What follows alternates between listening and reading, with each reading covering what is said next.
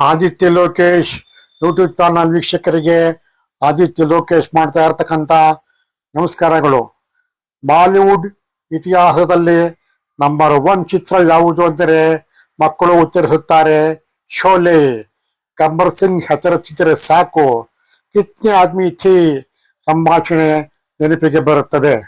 50 ವರ್ಷಗಳ ಹಿಂದೆ ತೆರೆಕಂಡಿದ್ದ ಈ ಸಿನಿಮಾ ಮರೆಯಲಾಗದ ಕಥೆ, ಪಾತ್ರಗಳು ಮತ್ತು ಸಂಭಾಷಣೆಗಳ ಮೂಲಕ ಭಾರತೀಯ ಚಿತ್ರರಂಗದಲ್ಲಿ ಮಿಂಚು ಹರಿಸಿತ್ತು. ಬಾಲಿವುಡ್ನ ಮೊತ್ತ ಮೊದಲ 70mm ಪರದೆ, ಮೊತ್ತ ಮೊದಲ ಸ್ಟೀರಿಯೋಫೋನಿಕ್ ಸಿನಿಮಾ ಮುಂತಾದ ಹಲವು ಪ್ರಥಮಗಳ ದಾಖಲೆ ಮಾಡಿತ್ತು ಶೋಲೆ. ಬಾಲಿವುಡ್ ಮಾತ್ರವಲ್ಲ, ಭಾರತೀಯ ಸಿನಿಮಾದ ಮೇಲೆ ಕೂಡ ಗಾಢ ಪ್ರಭಾವ ಬೀರಿತ್ತು. ಕತೆ, ಪಾತ್ರಗಳು, ಸಂಭಾಷಣೆ, ನಿರೂಪಣೆ, ಚಿತ್ರೀಕರಣ, ಎಡಿಟಿಂಗ್ ಪ್ರತಿಯೊಂದು ವಿಭಾಗದಲ್ಲೂ ಕೂಡ ಪ್ರೇಕ್ಷಕರ ಮೆಚ್ಚುಗೆ ಗಳಿಸಿತ್ತು ಈ ಸಿನಿಮಾ. ಶೋಲೆ ಚಿತ್ರಕ್ಕೀಗ 50 ವರ್ಷ ತುಂಬುತ್ತಿರುವ ಸಂದರ್ಭದಲ್ಲಿ ಈಗೊಂದು ಐತಿಹಾಸಿಕ ಸಿನಿಮಾ ಸುತ್ತ ಬೆಳೆದಿರುವ ಕತೆ, ದಂತಕಥೆಗಳ ಬಗ್ಗೆ ಬೆಳಕು ಚೆಲ್ಲುತ್ತದೆ ಈ ಒಂದು ವಿಡಿಯೋ. ಶೋಲೆ ಚಲನಚಿತ್ರ ಬೆಳ್ಳಿ ಪರದೆ ಮೇಲೆ ಕಾಣಿಸಿದ್ದು 1975 ಆಗಸ್ಟ್ 15ರಂದು ಮುಂಬಯಿಯ ಮಿನರ್ವಾ ಟಾಕೀಸ್ನಲ್ಲಿದ್ದು ಪ್ರೀಮಿಯರ್ ಶೋ ನಡೆದಿತು. ಭಾರಿ ಆಕಾಂಕ್ಷೆಗಳ ಜೊತೆಗೆ ತೆರೆಕಂಡ ಚಿತ್ರ ಇದು. ಮೊತ್ತ ಮೊದಲ ವಿಶಾಲ 70mm ಪರದೆ, ಮೊತ್ತ ಮೊದಲ ಸ್ಟೀರಿಯೋಫೋನಿಕ್ ಸೌಂಡ್, ಪ್ರೇಕ್ಷಕರಿಗೊಂದು ಭರ್ಜರಿ ರಸದೋತಣ ಎಂದೆಲ್ಲ ಪ್ರಚಾರದೊಡನೆ ತೆರೆಕಂಡಿತ್ತು ಇದು. ಆದರೆ ಟಾಕೀಸಿನಲ್ಲಿ ಜನ ಮಾತ್ರ ಕಾಣಿಸಿರಲಿಲ್ಲ. ಲೇಖಕ ಜೋಡಿ ಸಲೀಂ ಜಾವೇದ್, ನಿರ್ದೇಶಕ ರಮೇಶ್ ಸಿಪ್ಪಿಯವರ ಉನ್ನತ ಆಕಾಂಕ್ಷೆಗಳ ಗಾಳಿ ಬೆಲೂನನ್ನು ವಿಮರ್ಶಕರ ತೀರ್ಪು ಟುಸ್ ಎಂದು ಹೊಡೆದಿತ್ತು. ಪೂರ್ತಿ ಒಂದು ವಾರದಲ್ಲಿ ಅರ್ಧಂಬರ್ಧ ತುಂಬಿದ ಟಾಕೀಸುಗಳು ನಿರಾಸೆ ಹುಟ್ಟಿಸಿದವು. ಆರಂಭದ 2 ವಾರಗಳ ಪ್ರತಿಕ್ರಿಯೆ ನೋಡಿ ನಿರ್ದೇಶಕರು ಮತ್ತು ಲೇಖಕರಿಗೆ ಅಳುಕು ಹುಟ್ಟಿತ್ತು. ಈ ಚಿತ್ರ ಫ್ಲಾಪ್ ಎಂದು ಅದಾಗಲೇ ಟ್ರೇಡ್ ಜರ್ನಲ್ಗಳು ಬರೆದಿದ್ದವು. ಸಲೀಂ ಜಾವೇದ್, ರಮೇಶ್ ಸಿಪ್ಪಿ ತುರ್ತು ಮೀಟಿಂಗ್ ನಡೆಸಿದ್ದರು. ಚಲನಚಿತ್ರದ ಅಂತ್ಯದಲ್ಲಿ ಜಯದೇವ್ ಉರುಫ್ ಅಮಿತಾಬ್ ಬಚ್ಚನ್ ಸಾಯುವ ದೃಶ್ಯವಿದೆ. ಈ ಅಂತ್ಯ ಪ್ರೇಕ್ಷಕರಿಗೆ ಹಿಡಿಸಲಿಕ್ಕಿಲ್ಲ ಎಂಬ ಟೀಕೆ ಮೊದಲೇ ಕೇಳಿಸುತ್ತಿತ್ತು. ಸಿನಿಮಾವನ್ನು ಟಾಕೀಸ್ಗಳಿಂದ ಹಿಂತೆಗೆದು ಅಮಿತಾಬ್ ಬಚ್ಚನ್ ಸಾಯುವ ಬದಲು ಜೀವಂತವಾಗಿ ಉಳಿಯುವಂತೆ ಸಿನಿಮಾದ ಅಂತ್ಯವನ್ನು ಬದಲಾಯಿಸುವ ಮಾತುಕತೆ ನಡೆದಿತ್ತು.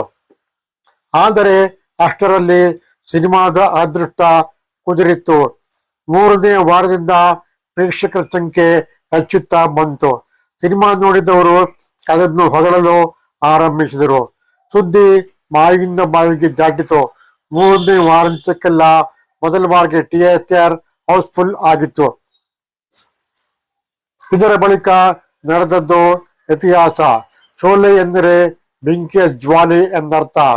ತಣ್ಣಗೆ ಆರಂಭವಾಗಿದ್ದ ಸಿನಿಮಾ ಚಿತ್ರರಂಗ ಆಶ್ಚರ್ಯದಿಂದ ನೋಡುತ್ತಿರುವಂತೆ ಗಾಳಾಗಿ ಉರಿಯತೊಡಗಿತು.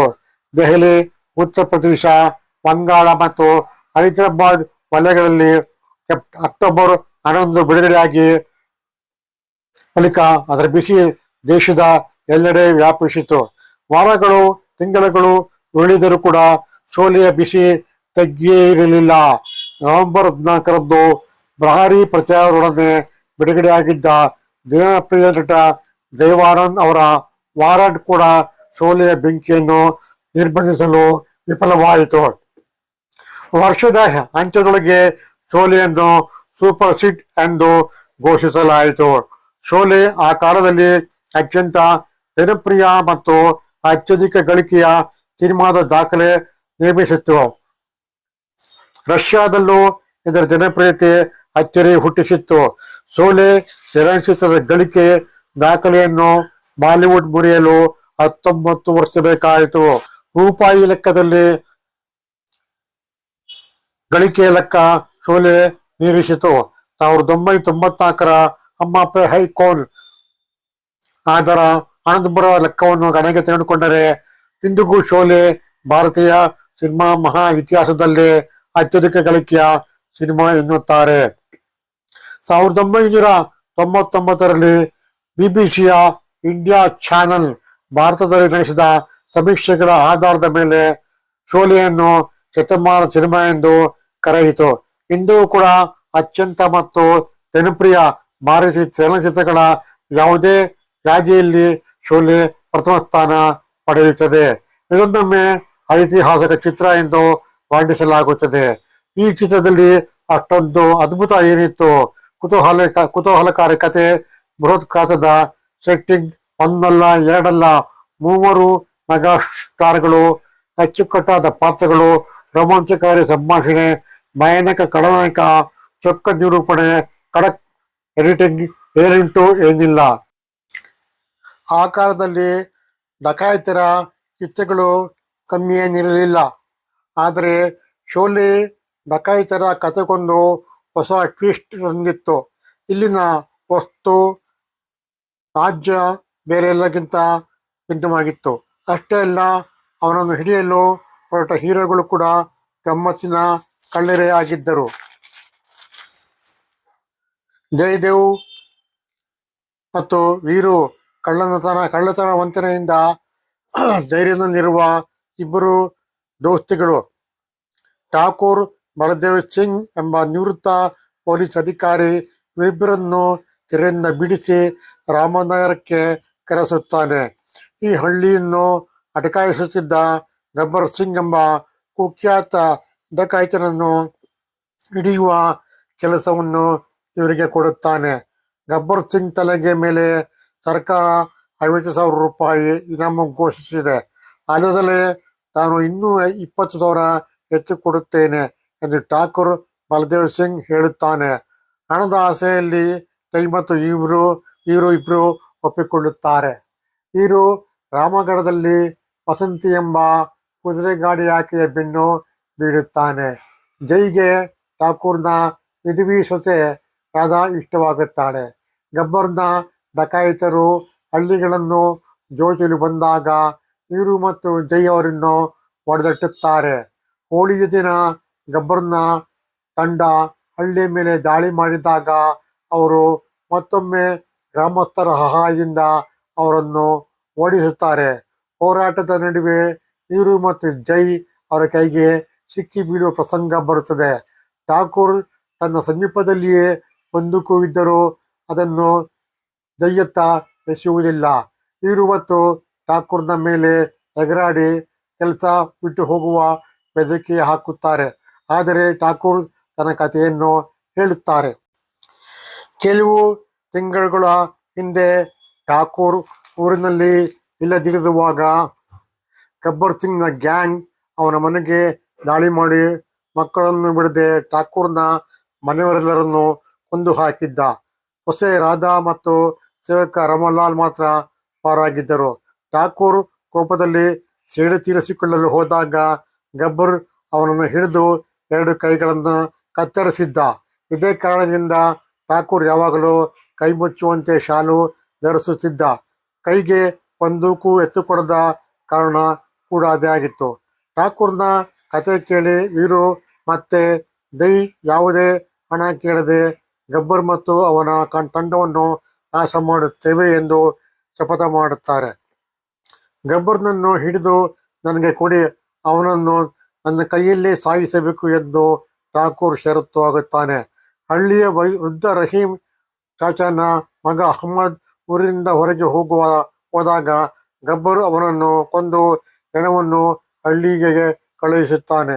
ಇವರು ಮತ್ತು ಜೈ ಹಳ್ಳಿಯರನ್ನು ಒಪ್ಪಿಸದಿದ್ದರೆ ಎಲ್ಲ ಹಳ್ಳಿಗಳನ್ನು ಒಬ್ಬೊಬ್ಬರನ್ನಾಗಿ ಇದೇ ರೀತಿ ಕೊಲ್ಲುತ್ತೇನೆ ಎಂದು ಬೆದರಿಕೆ ಹಾಕುತ್ತಾನೆ.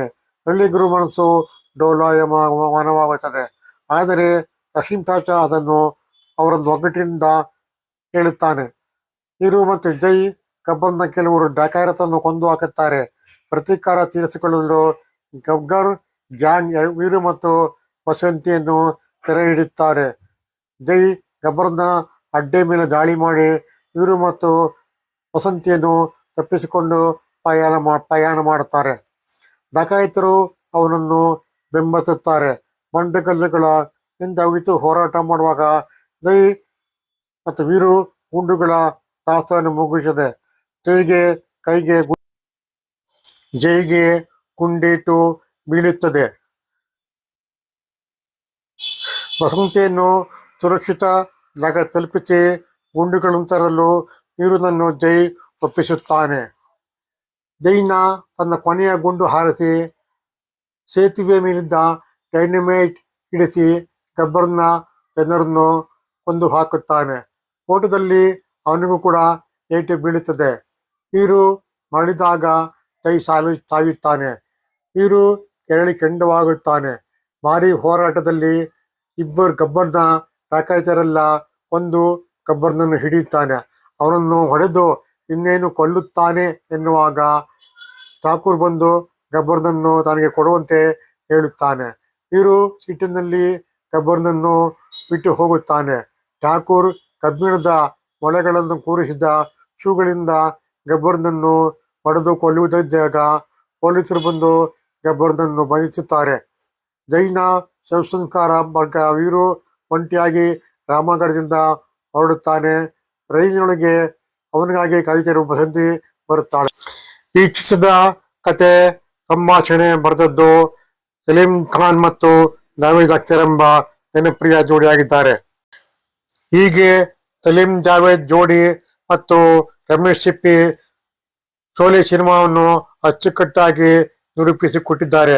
ಆದ ಕಾರಣದಿಂದ ಶೋಲೆ ಕತೆ, ಚಿತ್ರಕಥೆ, ಸಂಭಾಷಣೆ, ಆಕ್ಷನ್, ಸೆಟ್ಟಿಂಗ್, ಫೋಟೋಗ್ರಫಿ ಮತ್ತು ಎಡಿಟಿಂಗ್, ಸಂಗೀತ ಎಲ್ಲವುಗಳಿಂದ ಅತ್ಯಂತ ಅಮೂಲ್ಯವಾಗಿರ್ತಕ್ಕಂಥ ಒಂದು ಚಿತ್ರವಾಗಿ ಬೆಳಕಿಗೆ ಬಂದಿದೆ.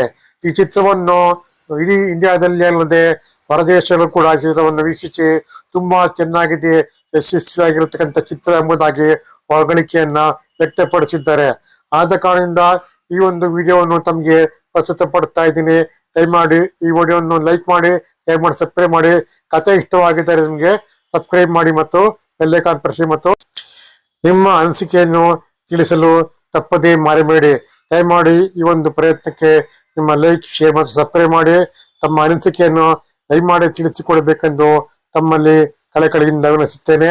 ಈ ಒಂದು ವಿಡಿಯೋವನ್ನು ತುಂಬಾ ಆಸಕ್ತಿಯಿಂದ ಸಂಸ್ಕೃತಿ ಆದಿತ್ಯ ಲೋಕೇಶ್ ಯೂಟ್ಯೂಬ್ ಚಾನಲ್ ಆಗಿ ಮಾಡಿದ್ದೀನಿ. ಇಷ್ಟವಾಗಿದ್ದರೆ ನಿಮಗೆ ಲೈಕ್ ಮಾಡಿ, ಶೇರ್ ಮಾಡಿ, ಸಬ್ಸ್ಕ್ರೈಬ್ ಮಾಡಿ. ನಮಸ್ಕಾರ.